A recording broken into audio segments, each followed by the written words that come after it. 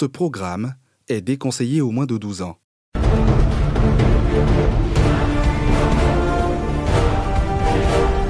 On se demande, mais d'où sort cet enfant? Ce cœur, jusqu'à ôter la vie de son frère pour des futilités. Il présentait des traits que nous appellerons des traits de la personnalité criminelle.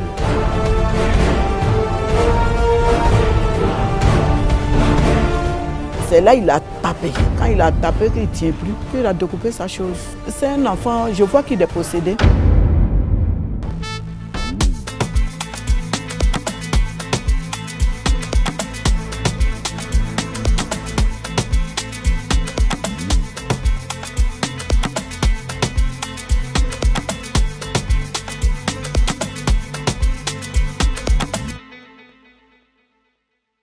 Un fratricide monstrueux.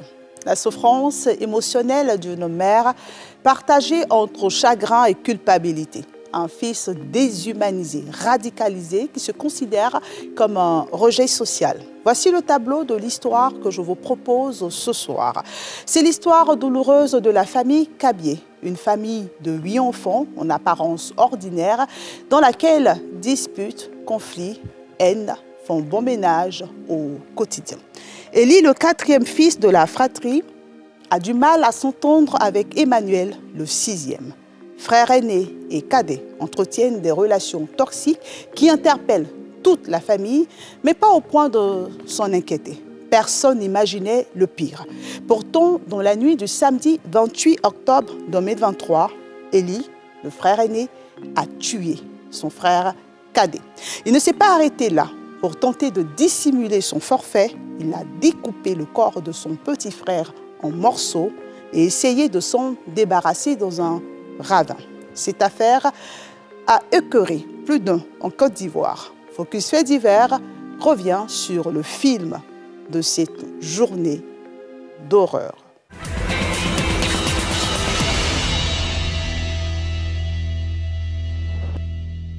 Après avoir quitté son mari et ses enfants à Abidjan, Kwaku Tano Julie, la soixantaine, et mère de 8 enfants, prospère dans la restauration à Korogo, après 14 années de travail acharné. Quelques années plus tard, elle réussit, après un an de tractation, à faire venir auprès d'elle son 4e fils, dont elle est sans nouvelles depuis 2 ans. Lui, c'est Élie, 35 ans, sans emploi.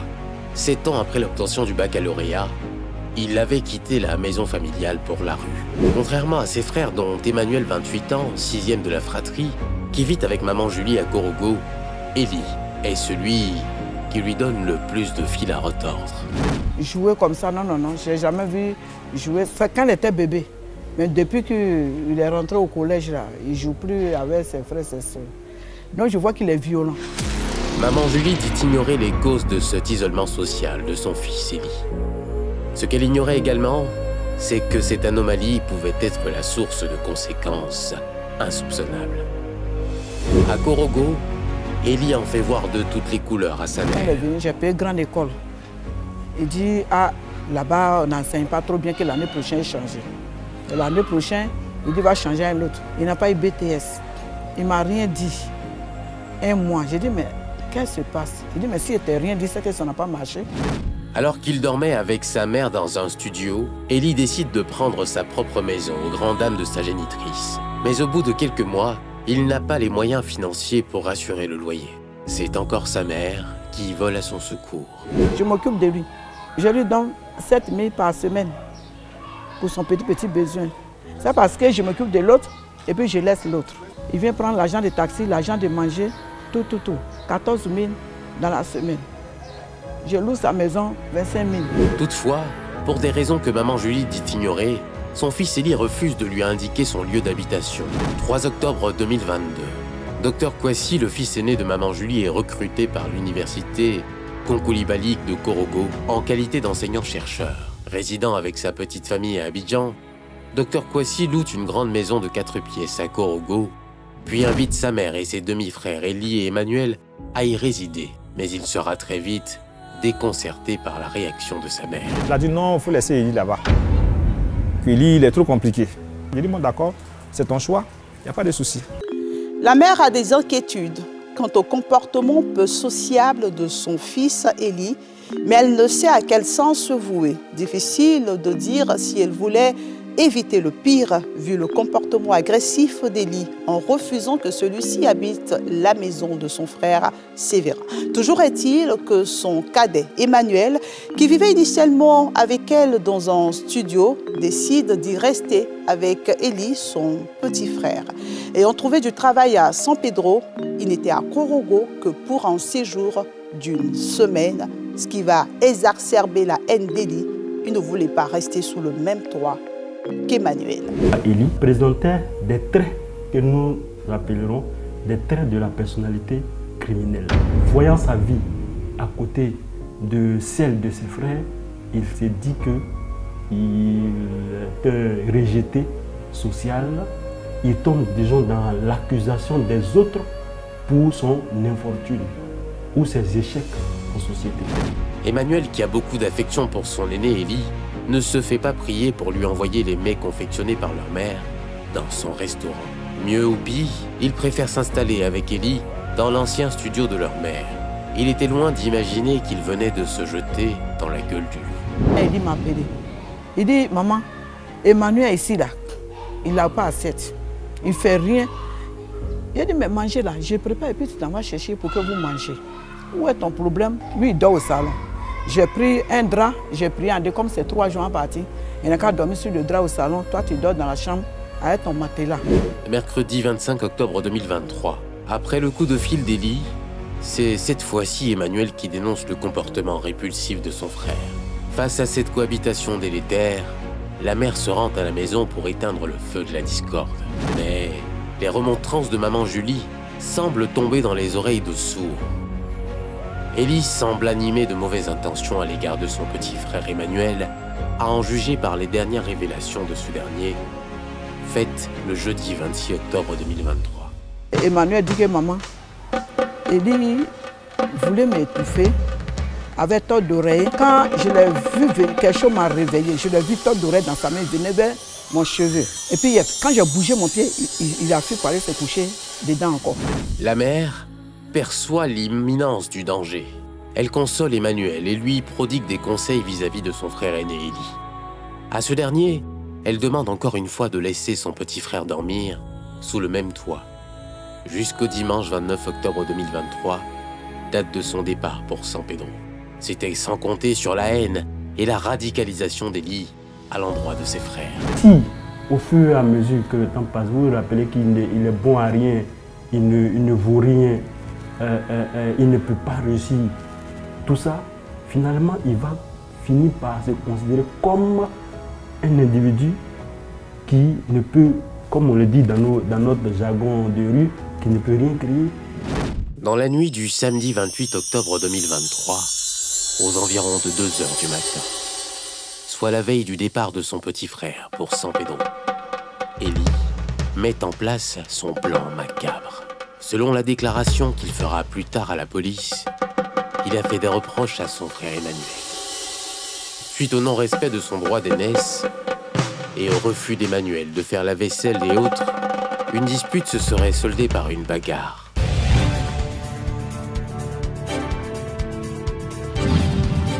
Après un coup de poing qu'il aurait reçu au visage de la part d'Emmanuel, Élie se serait emparé, en représailles, d'un pilon pour l'assommer.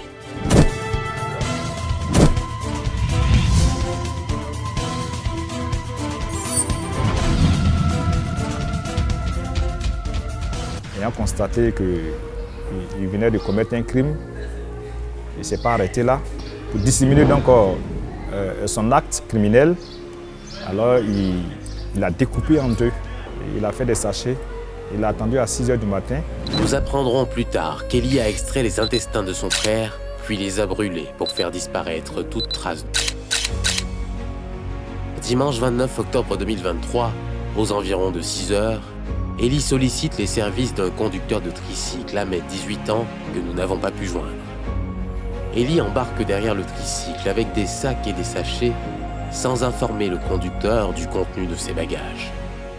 Direction la périphérie de la ville, la carrière de Dao Supafolo. Sur les lieux, le conducteur du tricycle fait une étonnante découverte lors du déchargement du colis. En descendant donc les sachets, le jeune tricycle s'est rendu compte que c'est un être humain qui est dans les sachets.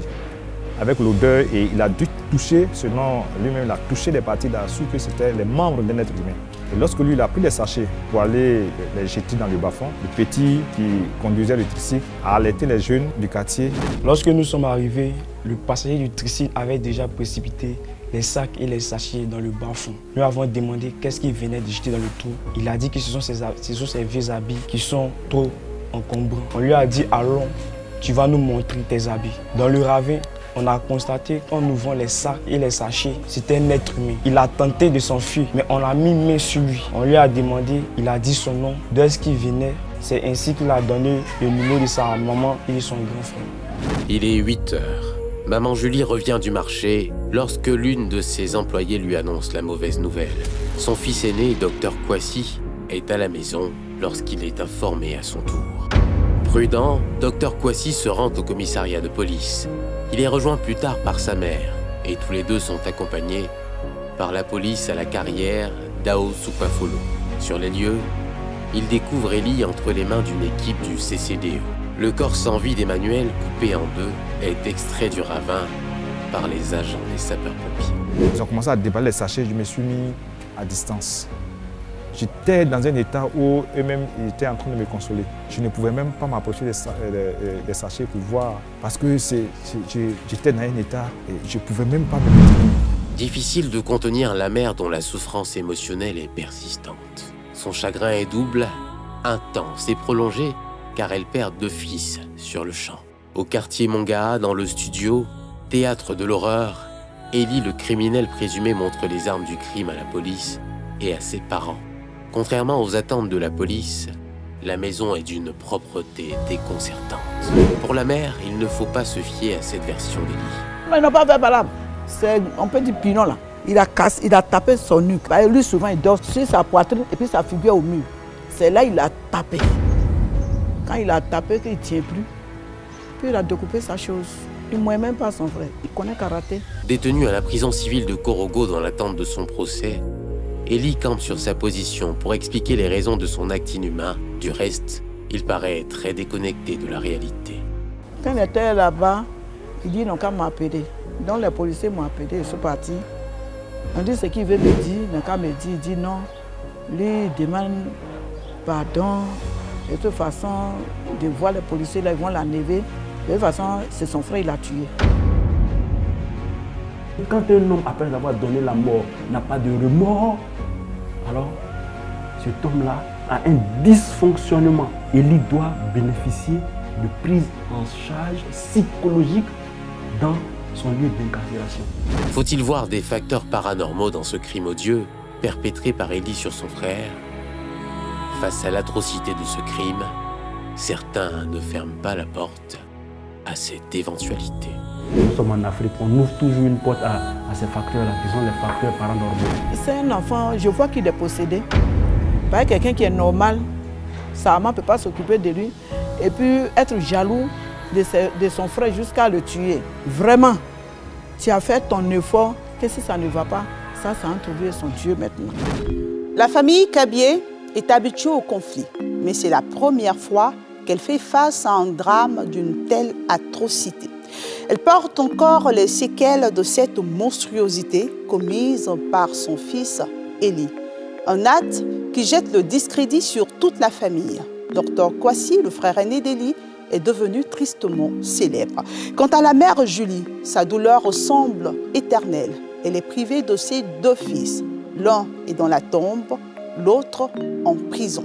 Ellie, le présumé assassin de son frère, ne présente aucun signe de remords et semble plutôt préoccupé par les conditions de sa détention.